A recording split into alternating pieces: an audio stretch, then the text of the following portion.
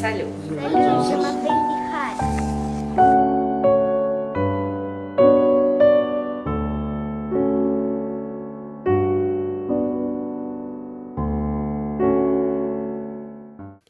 Я объехала более 50 стран мира. Бывала на разных, пусть и не на всех континентах. Маленький принц тоже путешествовал. Не по странам и континентам, а по разным планетам.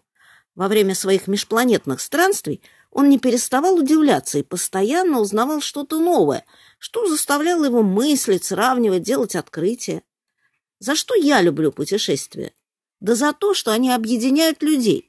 Ты видишь чужие традиции и обряды, наблюдаешь иной образ жизни, постигаешь другие ценности, и даже если они кажутся тебе странными, начинаешь относиться к ним с пониманием, а к людям, которых ты встречаешь на своем пути, с вниманием и интересом.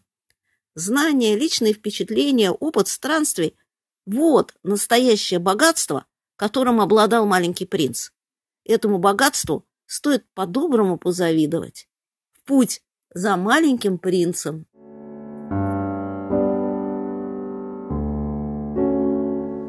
C'est alors qu'apparut le renard. Bonjour, dit le renard. Bonjour, répondit poliment le petit prince qui se retourna, mais ne vit rien. Je suis là, dit la voix, sous les pommiers. Qui es-tu? Dit le petit prince. Tu es bien joli. Je suis un renard, dit le renard. Viens jouer avec moi, lui proposa le petit prince. Je suis tellement triste. Je ne puis pas jouer avec toi, dit le renard. Je ne suis pas apprivoisé. Ah, pardon, fit le petit prince, mais après réflexion, il ajouta. Qu'est-ce que signifie apprivoiser? Tu n'es pas d'ici, dit le renard. Que cherches-tu? Je cherche les hommes, dit le petit prince. Qu'est-ce que signifie apprivoiser? Les hommes, dit le renard. Ils ont des fusils et ils chassent. C'est bien gênant. Ils élèvent aussi des poules. C'est leur seul intérêt. Tu cherches des poules? Non, dit le petit prince. Je cherche des amis. Qu'est-ce que signifie apprivoiser? C'est une chose trop oubliée, dit le renard. Ça signifie créer des liens. Créer des liens? Bien sûr, dit le renard. Tu n'es pas encore pour moi qu'un petit garçon, tout semblable à 100 000 petits garçons. Je n'ai pas besoin de toi, et tu n'as pas besoin de moi non plus. Je ne suis pour toi qu'un renard semblable à 100 000 renards. Mais si tu m'apprivoises, nous aurons besoin l'un de l'autre. Tu seras pour moi unique au monde. Je serai pour toi unique au monde. Je commence à comprendre, dit le petit point. Il y a une fleur. Je crois qu'elle m'a apprivoisé. C'est possible, dit le renard. On voit sur la terre toutes sortes de choses.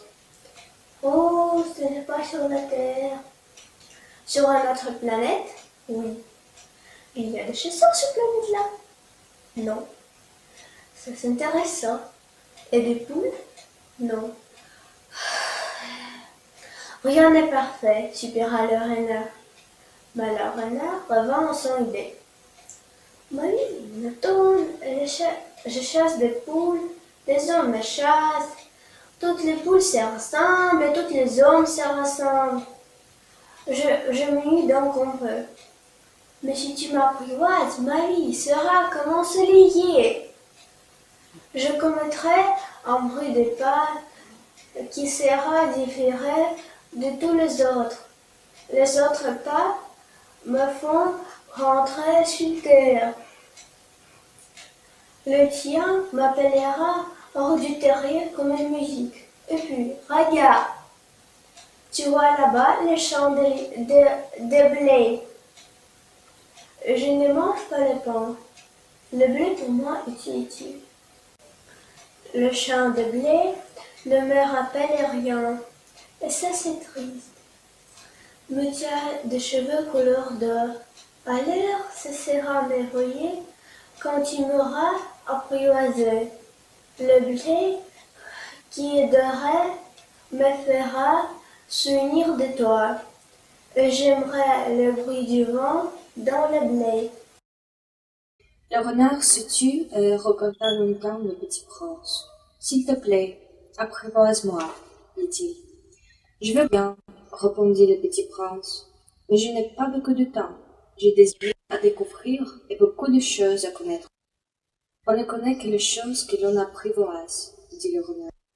Les hommes n'ont plus le temps de rien connaître. Ils achètent des choses toutes faites chez le marchand. Mais comme il n'existe point de marchand d'amis, les hommes n'ont plus d'amis. Si tu veux un ami, apprivoise-moi. Que faut-il faire? Dit le petit prince. Il faut être très patient, répondit le renard. Tu t'assoiras d'abord un peu loin de moi, comme ça, d'un air.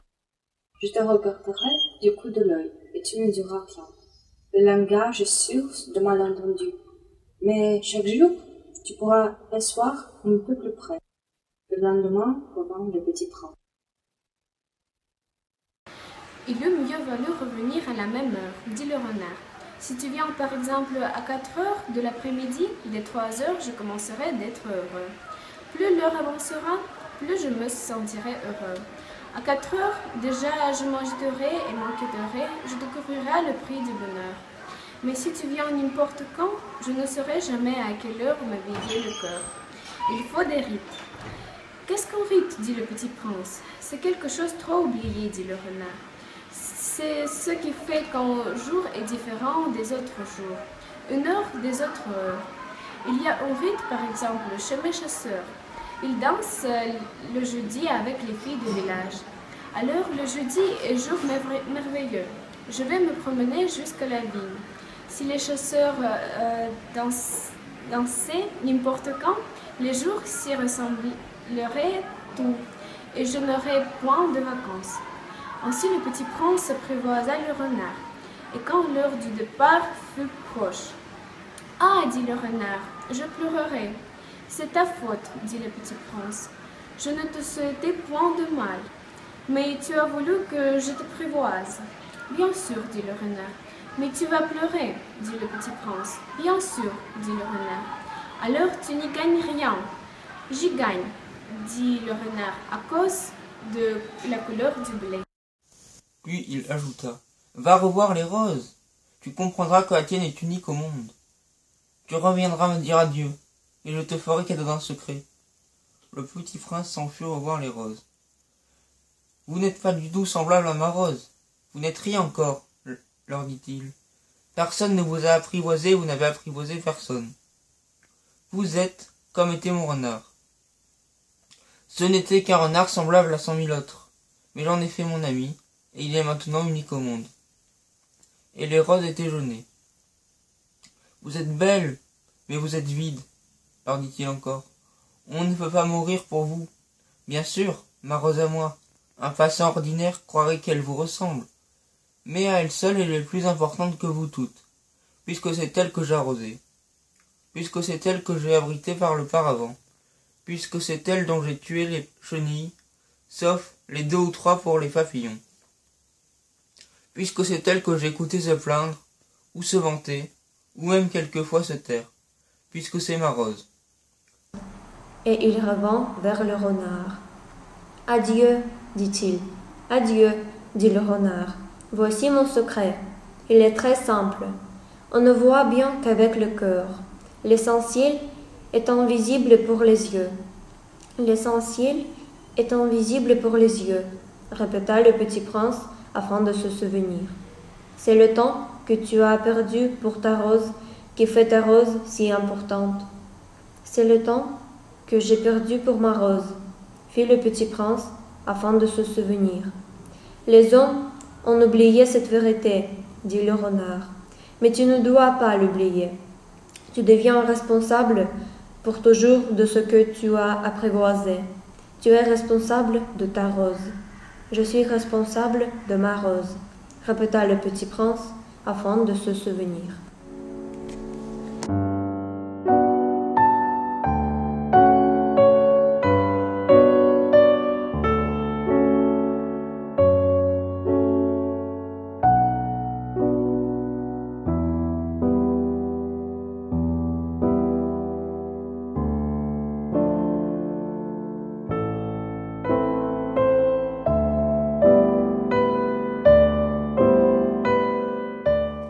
Bonjour, dit le petit prince.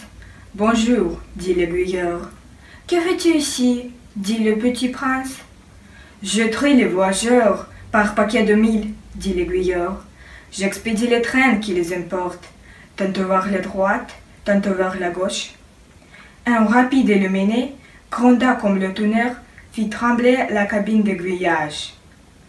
Ils sont bien pressés, dit le petit prince. Que cherche-t-il? L'homme de la locomotive l'ignore lui-même, dit l'aiguilleur. Et gronda, en sens inverse, un second rapide illuminé. Il revient déjà? Demanda le petit prince. Ce ne sont pas les mêmes, dit l'aiguilleur. C'est un échange. Ils n'étaient pas contents là où ils étaient. On n'est jamais content là où l'on est, dit l'aiguilleur. Et gronda le tonnerre d'un troisième rapide illuminé. Ils poursuivent les premiers voyageurs? Demanda le petit prince. Ils ne poursuivent rien du tout, dit l'aiguilleur. Ils dorment là-dedans, ou bien ils bâillent. Les enfants se l'écrasent le nez contre les vitres. Les enfants seuls savent ce qu'ils cherchent, fit le petit prince. Ils perdent du temps pour une poupée de chiffon et ils deviennent très importantes. Et si on la leur enlève, ils pleurent. Ils ont de la chance, dit l'aiguilleur.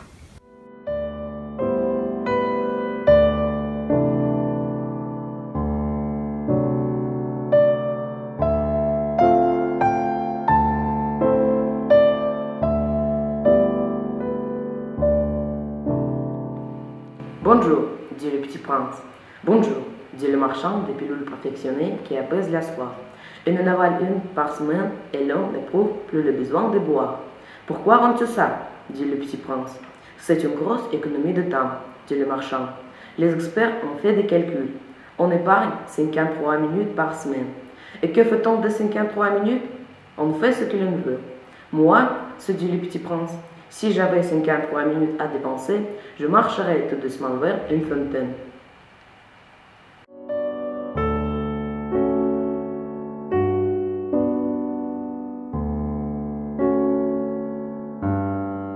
Судить себя куда труднее, чем других.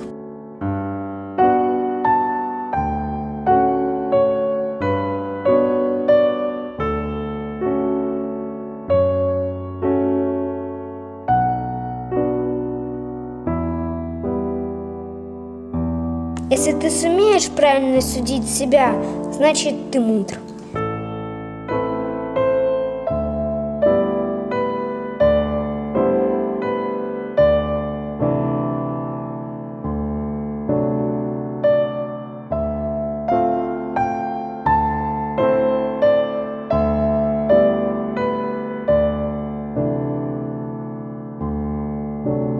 Быть человеком – это значит чувствовать, что ты за все в ответе.